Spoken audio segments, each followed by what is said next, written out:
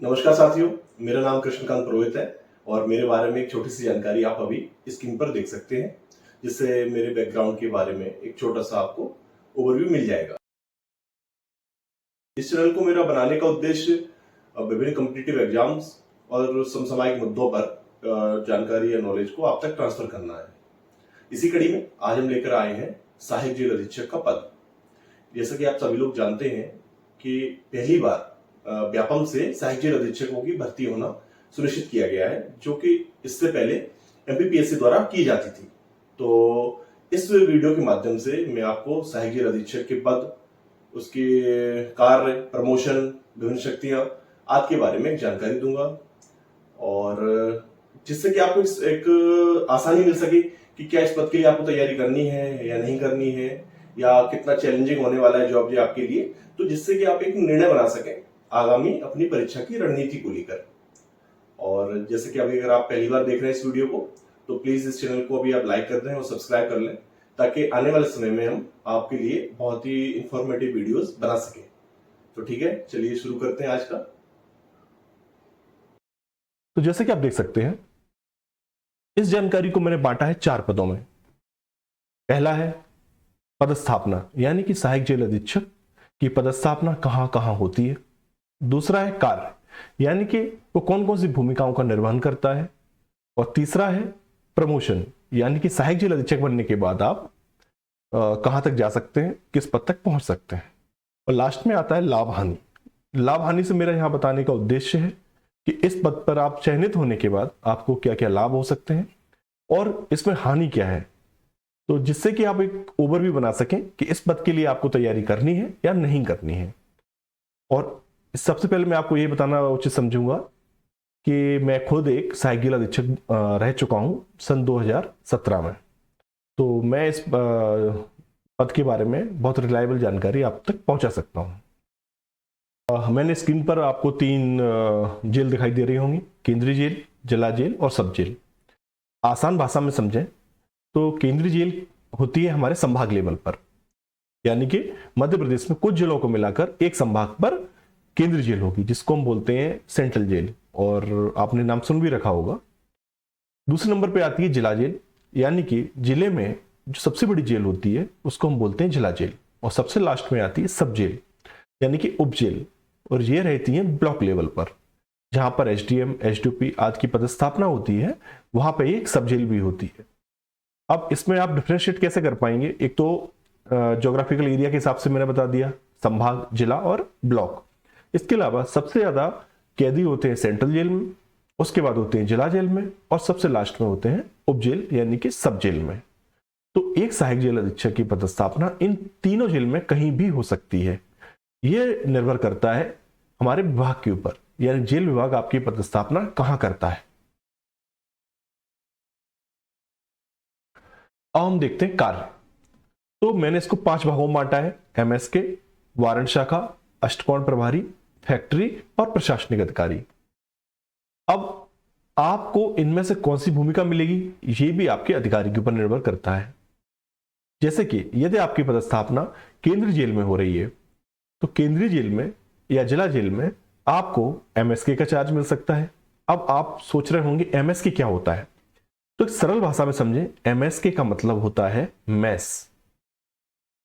जैसे कि अगर आप कभी हॉस्टल में रहे होंगे, बहुत सारे बच्चे रहते हैं, तो उनको खाने के लिए एक मेस होती है, जहां पे सुबह का नाश्ता से लेकर रात के खाने तक का इंतजाम होता है।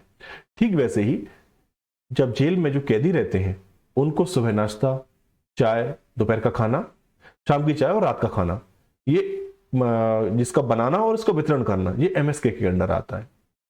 तो आप यहां पर भी प्रभारी बन सकते हैं, जहां आपके अंडर, अगर आप जिला जेल है तो लगभग मान के चलिए 500 से 1000 के बीच में, और यदि आपका सेंट्रल जेल है तो 2000 के आसपास आपके पास कैदी होंगे, जहां इनके लिए आपको खाने की व्यवस्था करना और उसका वितरण करना आपके अंदर आएगा।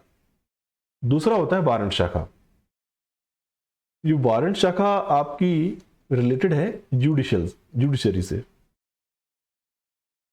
जब भी कोई व्यक्ति जेल के अंदर आता है, तो उसके लिए एक न्यायालय द्वारा आदेश दिया जाता है कि फलाने व्यक्ति को इस तारीख से लेकर इस तारीख तक आपकी जेल में निरुद्ध रखा जाएगा, यानी कि बंद रखा जाएगा। तो इसके लिए न्यायालय एक आदेश देता है जो वारंट की फॉर्म में होता है। इस प्रकार बहुत सारे जो कैदी हैं उनके लिए अलग अलग वारंट होते हैं, उन्होंने कौन सा अपराध किया, कहाँ के रहने वाले हैं और उनकी मतलब उम्र क्या है, नाम क्या है, पिता का नाम क्या है, ये सारी जानकारियां वारंट में होती हैं। तो इनका मैनेजमेंट एक शाखा द्वारा किया जाता है जिसको हम बोलते हैं वारंट शाखा। तो इन सबको डाटा को मैनेज करना, कैदियों के न्यायालय के साथ संवाद स्थापित करना, वकीलों के साथ संवाद स्थापित करना, ये वारंट शाखा का कार्य होता है। तो आप इसके भी प्रभारी बन सकते हैं। तीसरा आता है अष्टकोण प्रभारी, इसको हम बोलते हैं ऑक्टागोनल ऑफिसर। एक जेल में बहुत सारे वार्ड होते हैं इस प्रकार आप देख रहे होंगे स्क्रीन पर, और ये एक बीच का एरिया होता है। यहां एक अधिकारी बैठता है जो सुबह कैदियों के उठने से लेके रात को पुनः अपनी बैरक में जाने तक उनका मैनेजमेंट करता है, यानी कि कहीं वो भाग ना जाएं, अपना कार्य सुचारू रूप से कर रहे हैं कि नहीं कर रहे हैं, कोई दो कैदी आपस में लड़ तो नहीं रहे हैं, यानी कि तरीके से एक उनका डेली का एडमिनिस्ट्रेशन है। तो जो ये अधिकारी देखता है, चूंकि ये बीच में बैठता है और अष्टकोण टाइप का एक बन जाता है ऑक्टागोनल, तो इसलिए हम इसको बोलते हैं ऑक्टागोनल ऑफिसर, यानी कि अष्टकोण प्रभारी। तो ये भी एक बहुत महत्वपूर्ण शाखा है। इसके बाद आता है फैक्ट्री। ज्यादातर सेंट्रल जेल पर कोई ना कोई फैक्ट्री होती ही है, कुछ कुछ जिला जेल पर भी होती है। एक जेल के अंदर लेदर फैक्ट्री भी होती है, कागज बनाने की फैक्ट्री भी होती है, फर्नीचर बनाने की फैक्ट्री भी होती है, धातुओं से बनने वाली विभिन्न प्लेट, कटोरी आदि की फैक्ट्री भी होती है। तो इन फैक्ट्रियों में कैदियों द्वारा श्रम किया जाता है, जिसके बदले में उनको कुछ पारिश्रमिक भी मिलता है। तो ये जो सामान बनता है इनको विभिन्न संस्थाओं के माध्यम से बाहर बेचा जाता है। तो इन फैक्ट्रियों के भी आप किसी एक फैक्ट्री के प्रभारी बन सकते हैं, या दो या दो से अधिक फैक्ट्रियों के भी प्रभारी बन सकते हैं, जहां आपको उनका प्रोडक्शन से लेके बाहर बेचने तक का आपको पूरा मैनेजमेंट देखना होता है। तो वो होता है अधिकारी जो फैक्ट्री को मैनेज करता है। लास्ट में आता है प्रशासनिक अधिकारी। प्रशासनिक अधिकारी से मेरा मतलब है जो ये पूरा आपने देखा, ये पूरा मैनेजमेंट है। इन सब का ऊपर एक ओवरव्यू रखना, इन सबको काम का बंटवारा करना, उनके ऊपर नियंत्रण रखना, डे टू डे का काम देखना, वो होता है एक प्रशासनिक अधिकारी, जिसको हम आसान भाषा में जेलर बोलते हैं। तो ये आपको जब सीनियर हो जाते हैं आप, तो आपको केंद्रीय जेल में जेलर की पोस्ट मिलती है, या जिला जेल में आप स्टार्टिंग से भी जेलर बन सकते हैं। आपका पद होता है सहायक जेल अधीक्षक, और इसके बाद आपका प्रमोशन होकर जब उप जेल अधीक्षक बनते हैं तो आप जिला जेल और केंद्रीय जेल में जेलर बनते हैं। कई मामलों में आप जिला जेल में प्रारंभ से ही कुछ सीनियरिटी के बाद आप ये प्रशासनिक अधिकारी का पद संभाल सकते हैं। यहां तक आपको अगर क्लियर है तो इसके बाद हम आगे देखते हैं इनका प्रमोशन। जैसे कि आप स्क्रीन पर अभी देख सकते हैं, आपकी भर्ती हुई यहां से सहायक जेल अधीक्षक से।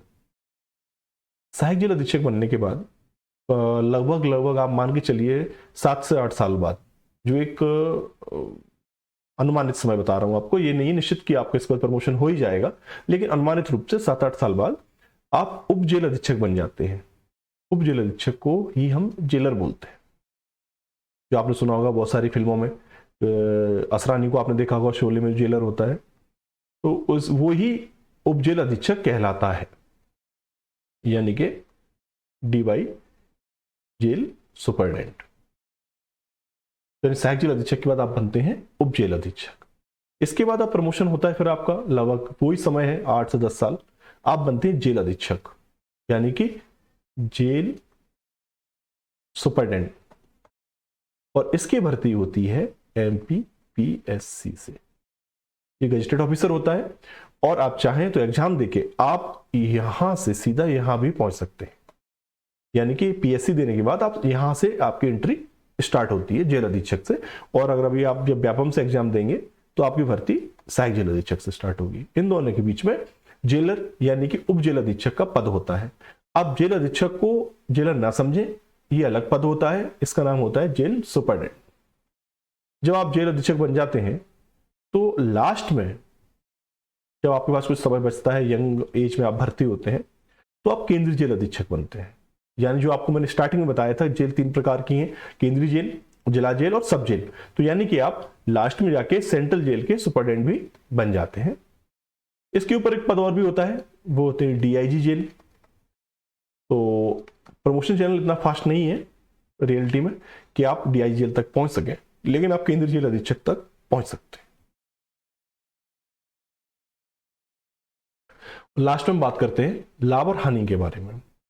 तो पहले हम लाभ की बात करते हैं। सबसे पहले आपको वर्दी मिलती है। ये समझ लीजिए कि पहले इसमें एक 3 स्टार और एक रिबन हुआ करता था, अब जब व्यापम से भर्ती होगी तो 2 स्टार और एक रिबन होगा, यानी जो आप बाहर पुलिस में सब इंस्पेक्टर होते हैं उनकी रैंक के इक्विवेलेंट रहेगा।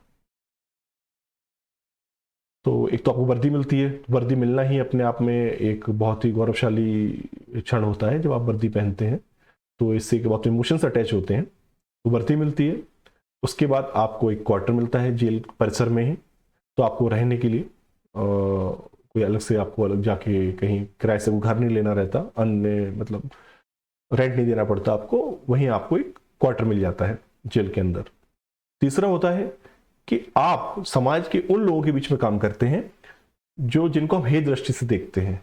जब उनके साथ बैठते हैं और उनमें सुधार करते हैं, सुधार करने के बाद जेल का मतलब ये नहीं है किसी को सजा देना है हमें या हमें परेशान करना है। जेल का मतलब होता है जो व्यक्ति किसी गलती के कारण या उसने कोई गलती की है जानबूझ के अनजाने में, और उससे कोई अपराध हुआ है जिसके द्वारा न्यायालय ने उसको जेल भेजा है, तो आपका कार्य होता है उस अवधि में उसको सुधार करके समाज के लायक बनाना, वापस समाज में सुधार करके समाज में उसको वापस भेज देना, यानी कि सुधारात्मक सेवाएं। जब भी आप जेल के बारे में पढ़ेंगे तो उसमें बताया जाएगा कि जेल एक सुधारात्मक सेवा है, यानी कि यह विभाग आपको लोगों की जिंदगी बदलने का मौका देता है। इसके बाद सैलरी तो है ही है,